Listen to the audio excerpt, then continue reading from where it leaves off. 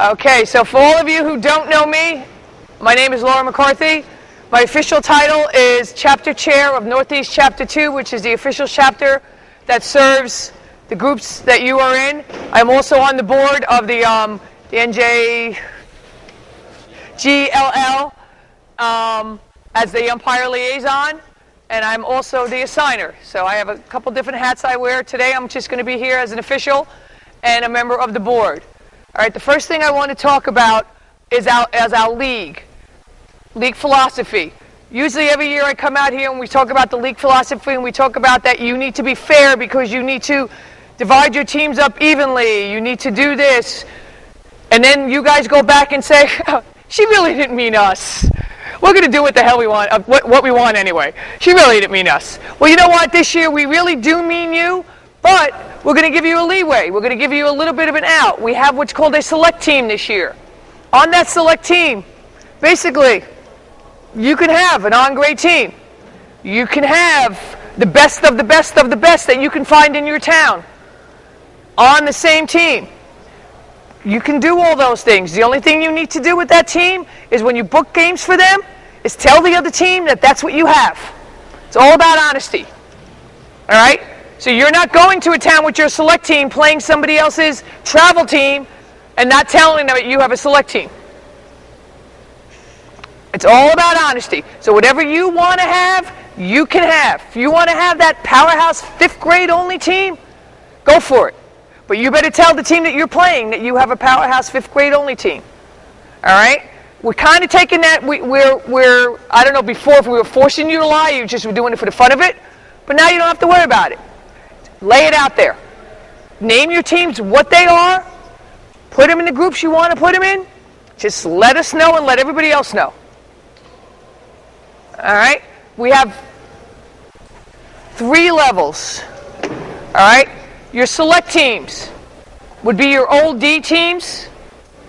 They play FC rules, which is the full check-in rules, only if all the coaches on that sideline are level 1 certified. So you want to have that select team, you think you have a good enough team that's a select team, you play FC rules if all the coaches are level 1 certified.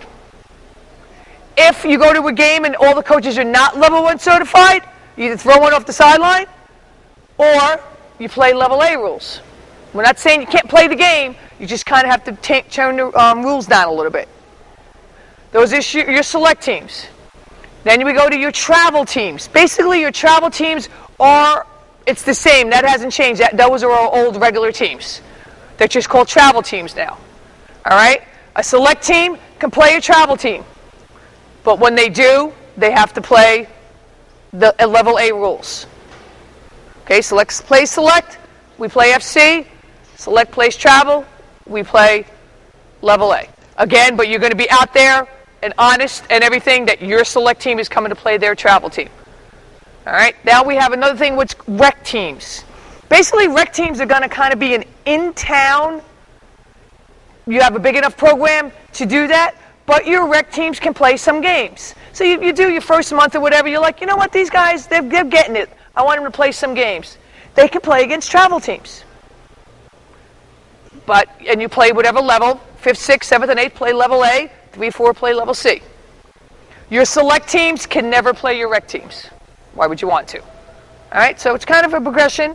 Makes sense, it's easy, right? And you're all going to be honest and do that and name your teams what they're supposed to be named.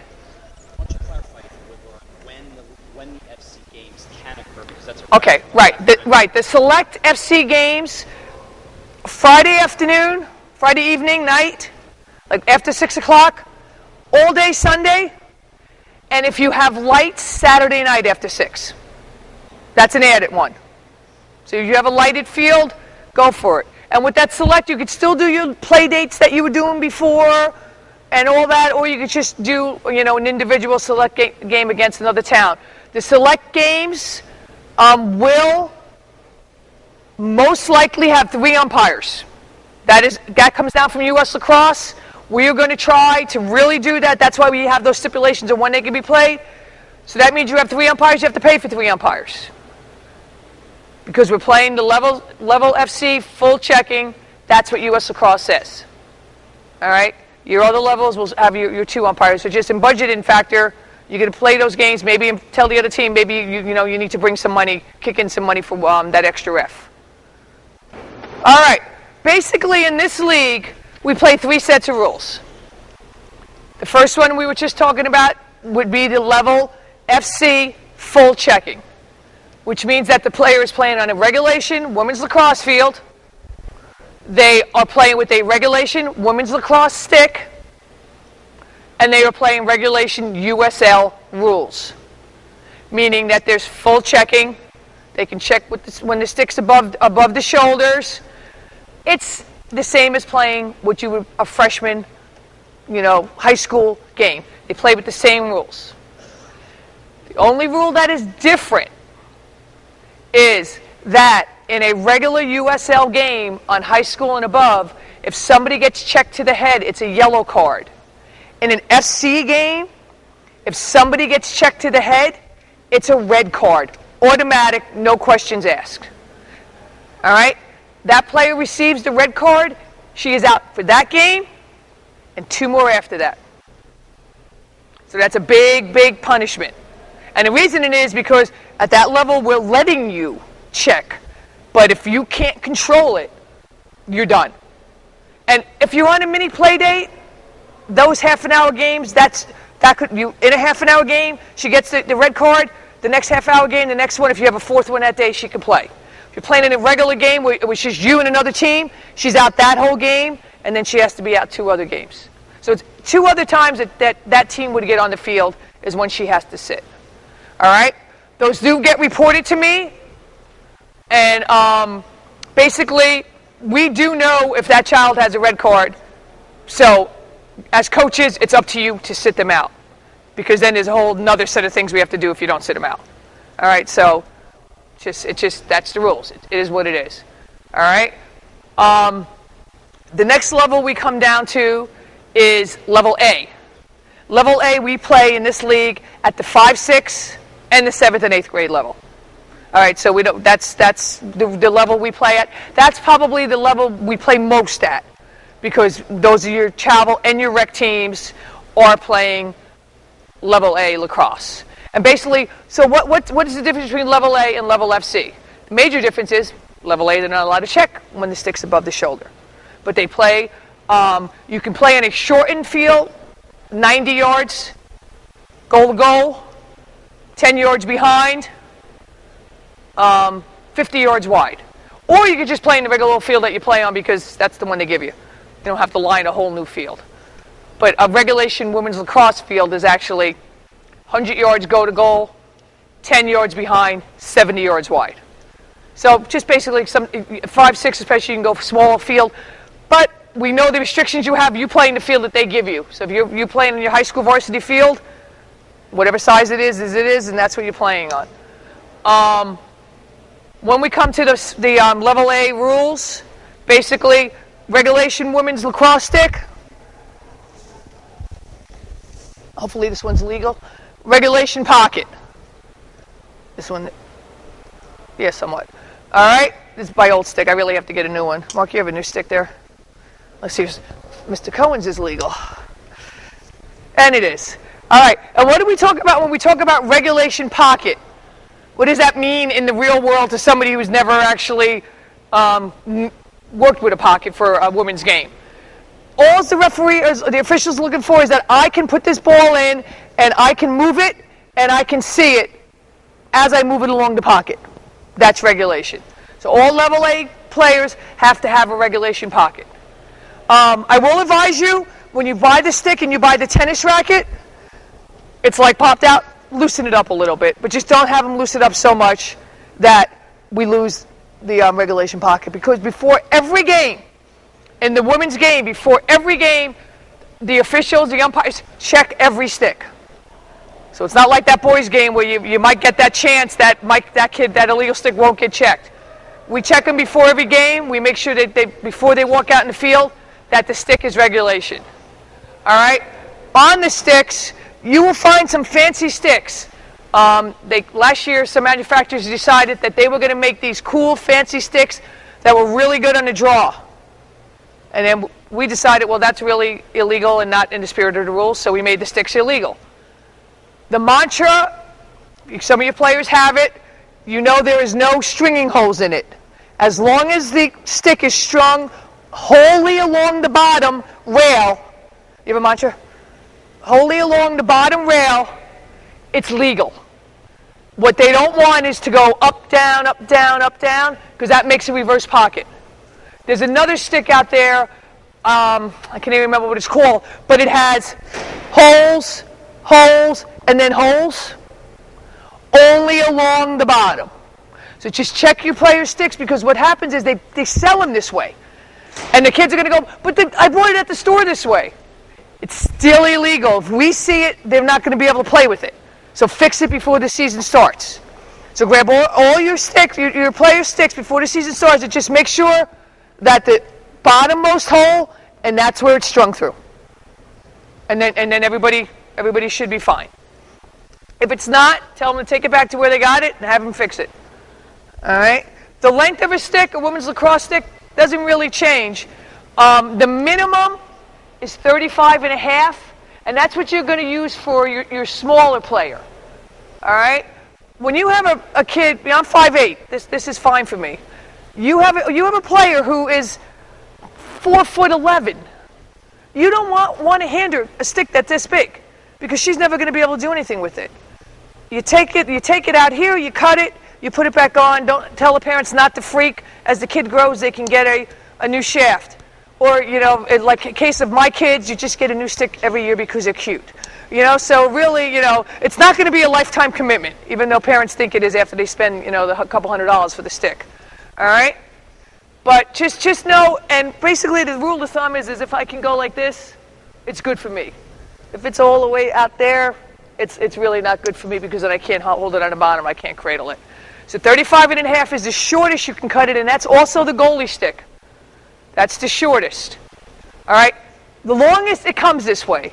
It's like 43 and a quarter. It really, you measure it from here to here, that's the way it comes. These are easy. Your goalie sticks. If you have a new program or you buy new equipment this year, make sure you take those goalie sticks, because a men's goalie stick can go up to, I think, 56 inches, which is ridiculous because you can tell it's 20 inches taller than the child is playing with it. Women's lacrosse, 48 inches max. And you're measuring it from here to here. So that's your max. So measure from here to here. I'm telling you, because they really don't sell women's goalie sticks, it's going to be longer. You're going to have to cut it. Do it before your first game. Because in the game of lacrosse, while you think a goalie is important and that you need to play with one, guess what? You don't need to play with one. So if we get there and your goalie stick is not legal, we're going to say, well, you can play with a goalie, she can play with a field stick, or you can play without a goalie. So get it done before the season starts. These are all pre-seasons. We got a lot of snow out there. You're going to have a lot of indoor time to work out on these things. All right, so these are your sticks. Now we move down to the little 3/4, the level C. While it's recommended, while they can do it, they can actually play with a mesh boy stick. All right? They are allowed to take their pocket of the woman's stick, and that's why I get my illegal one in here, and they are allowed to drop it so that you can see the ball halfway through here. And this is level C only. And why? Of course, as they're littler, it's easy to catch and throw. I'm not going to make fun of the boys' game, but I am. It's much easier to catch and throw with that boy stick. All right? You need talent to catch and throw with a girl stick. I will tell you, as programs, if you're starting new 3/4s, don't encourage them to get the mesh sticks, because it's easier for them to try to learn to catch it. But a lot of times you get a kid, the little brother played, and they have a stick, and the parents are going, I don't know if this kid's going to like it. So that's fine. And then as she starts playing, say, ooh, don't you want a stick, that's like theirs? Tell mommy and daddy you don't want this anymore. But that's really only for, success. The bigger the pocket is, the easier it is to catch. the more success they have, the more they'll want to move on.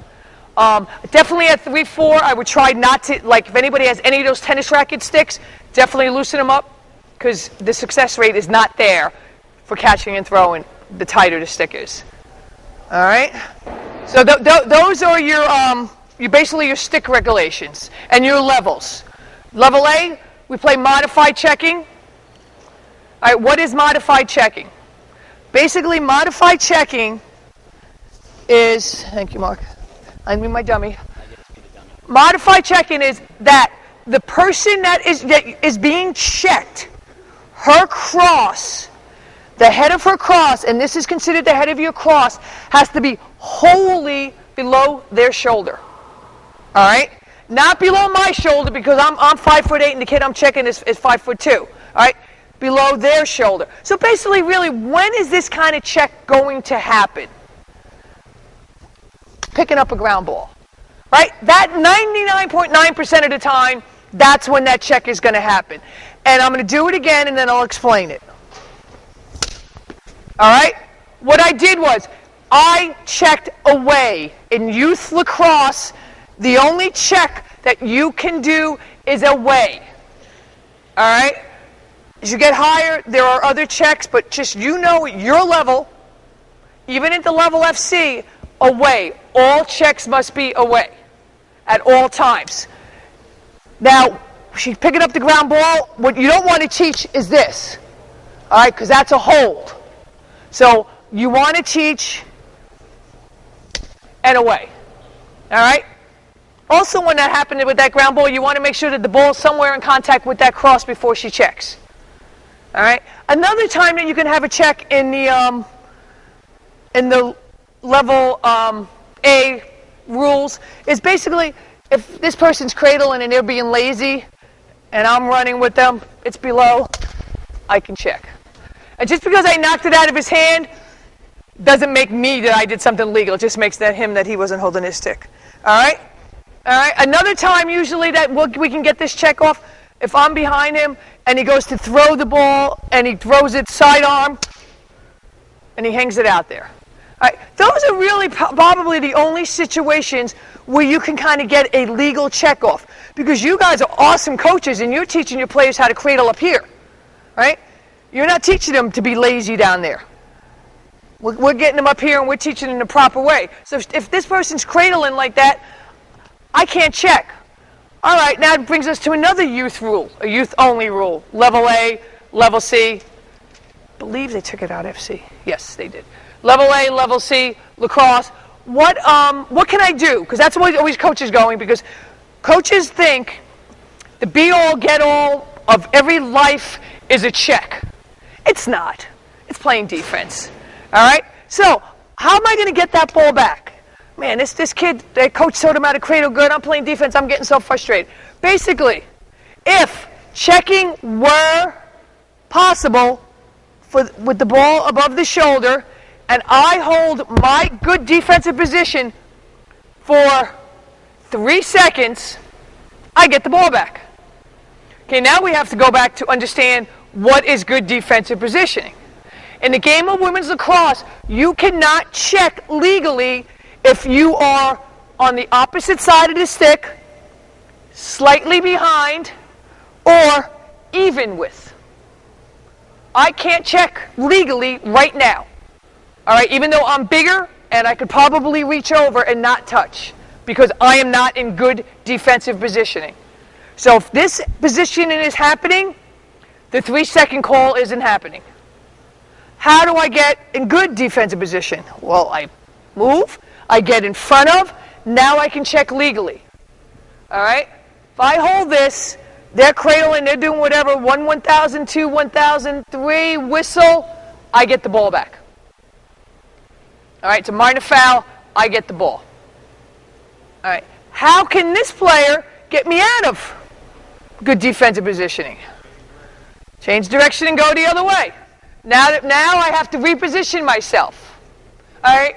We tell our officials we're going to err on the side of the defense here, and we might call it a little quicker. We're hoping to call it. When the rule first came out, it hardly got called at all. I was just as bad because what happened was I'd go from doing a college level game and I'd go down and do the youth level game, and I'd be, I don't know, 10 minutes into the game going, oh, I forgot to count. So, and then I'd have my little youth official going, Mrs. McCarthy, you're not counting. So, and we count out loud, and it's 1, 1,000, 2, 1,000, 3, whistle. Because we figured the 3, by the time the whistle gets to our mouth, you've had the 3 seconds. All right? Another good defensive position is, if I'm here, checking we're legal, I can check, even though their cross is all the way up here. So 1, 1,000, 2, 1,000, 3, whistle. Again, that's a turnover. Even though I'm behind, but I'm behind stick side. Behind non-stick side, no good. All right? In front of should always be good. Because this player, if they stay in front of me, they can't go anywhere right now that they can get away from me. A double team. Again. And the reason we do this is because we want to reward good defensive play without having players who don't really have the body control yet to check, without having them thinking that's the only way they can get the ball back. So we put this rule in. Very simple. If checking were possible, I hold my defensive position for 3 seconds, the ball comes back to me. I will tell you that we do not live in a perfect world. I don't know if you people know that. I don't want to break the news to you, but we don't. So will this call get called 100% right? No, it will not. But what you can do as coaches, at the proper time, and the proper time is not screaming it out, hey ref, would you call that 3-second call? That's not the proper time. The proper time would be at a timeout after a goal, just as the official's walking by, hey, can you just watch that 3-second good defense? I think my defenders are doing a good job today. And you just keep going with it. Not what you say is usually how you say it, as you know in any kind of business, how you get your results. What? You can quote me that. Right, but did I say how you can say it? That's right. Nicely, with respect, I will take. Screaming at me, I won't take it. None of my officials will take. All right? Done. All right? So that is the 3-second good defense. Now that's at the level FC and the level C. I mean the level A and the level C. We have a new rule this year. This one's legal. As you can tell, this was my daughter's stick when she played in high school 18 days ago. You notice, if anybody could see, you see all those tight cords on the top of that stick? All right? This has now become illegal. The shooting strings. Everybody know what shooting strings are? The 2? All right? They're, of course, the top and the V. All right? That is illegal this year. You need to have, and this one's hard to see because is yours a different color? No, they're hard to see when they're white. All right? Basically, you need to take those out and just put 2 in each little hole. And now you become legal. Why? Because this was making it way, way, way, way too easy for them to shoot way, way, way too hard. All right? So, new sticks should have been manufactured last year. This stick is like 10 years old. So, this was the cool in thing when it was made. But just if you come across a stick like this, like if I had a kid who was playing now, I'd probably hand him this stick, send him to practice, and then you would say, oh, that's illegal. All right? So, it's the shooting strings. And these shooting strings are these 2 strings. They're not allowed to be coiled anymore. Illegal, legal.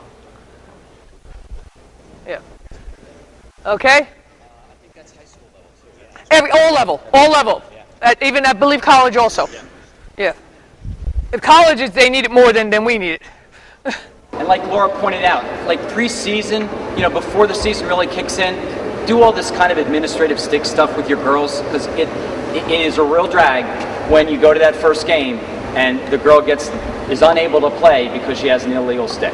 It's awful to be coaching there and have that girl be upset that she can't go into the game. So take care of all that stuff, study it. All that information's on the USL website with regards to legal sticks and some of those particulars. Okay, now we're going to start talking about equipment. What kind of equipment besides a stick does your players need? First of all, they need goggles, correct? That's easy. We've been doing this long enough. They need to wear goggles. All right? What else do they need? They need a mouth guard. Now I'm getting up on my mouth guard soapbox because I've seen way too many concussions with a not properly worn mouth guard.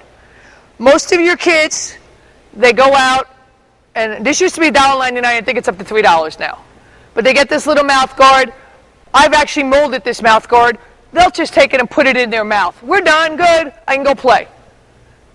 I swear, this is the most uncomfortable thing I ever did in my life. All right? But you know what? Mom bought me a $200 stick. She bought me $100 goggles. And then she said, well, you got no more money. I'm going to buy you tonight the $3 mouth guard. Unfortunately, with all that equipment that they bought, this is the most important one. So this is where you should start and work your way to the $75 stick. All right? You have a mouth guard that is properly fitted, molded, either by a dentist, by a company that does it. This happens to be a Defender mouth guard. Love it, love it, love it. This is mine. Made for me. I can talk. I'm not uncomfortable. I can call out plays. I don't feel that I need to take it out. It's very, very comfortable. All right? If I have this one in my mouth, I don't feel I never have to take it out. I don't feel that then the umpire won't be yelling at me, carding me, calling fouls against me, because I have a properly fitted mouth guard in my mouth. Encourage your players. Also, if I have this mouth guard, if I have this one in my mouth, I'm going to tend to hang it. And I'm not going to know, oh, that player is going to come and hit me in the head right now.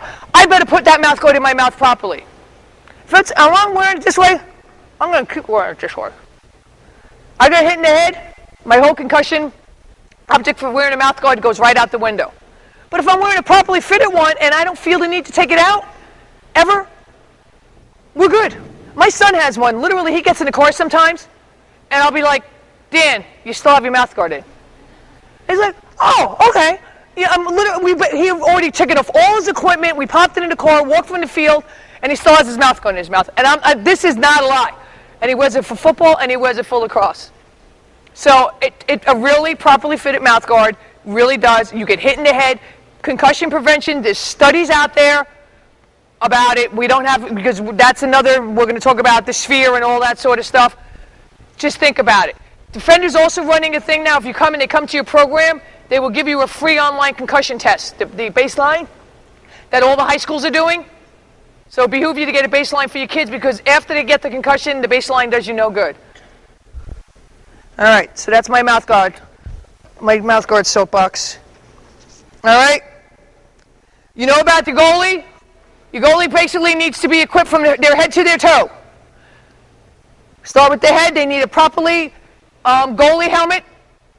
The ones that are made for that other game are fine. Men's lacrosse. They have a throat protector, as long as it's NASCO certified, which it says right on the back of the helmet. Separate throat protector or one that's built into the helmet is fine. We come down, they need a chest protector. They need arm guards.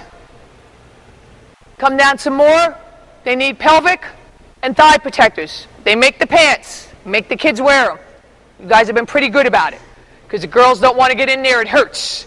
So they want to, but make sure that it has the pelvic up here. It's got to have the ones that come up here and it come down to the thigh and protect their front. And then we go to our shin guards. All right? They need gloves made for lacrosse. They do have special goalie gloves, or you could just wear the regular boys' glove. They need their goalie stick, and they need a mouth guard. Guess goalies have helmets on. Getting hit in the head still hurts, and a mouth guard will still protect them from getting concussion. All right, so that's all the equipment your goalie needs. Basically, there's one major new rule this year. And I'm really not sure it's going to affect the youth. I hope it won't affect the youth game as much, because I just hope that these things don't happen in the youth game. I live in my own little perfect world. The carding rule. First, I'll go over a little background philosophy of why we have to have this carding rule. Cards are what? Everybody's seen their yellow card, red card, green card, the officials have. Why do we have these cards? Basically, they're a behavior modification tool. You're doing something I don't like. I want to correct this something. I give you a timeout. When I give you the timeout, you're supposed to go over to your coach, and your coach is supposed to say to you, wow, yeah, you really shouldn't do that. Watch the head. Don't swing your stick wildly like that. Be careful when you shoot that you don't hit anybody, right? Those are the things that's my perfect world. What I hear coaches say when that child goes over for their timeout is like, great check, good job. No. Because if it was a great check and good job, guess what? Susie would still be playing. All right? I'm telling you, nothing drives somebody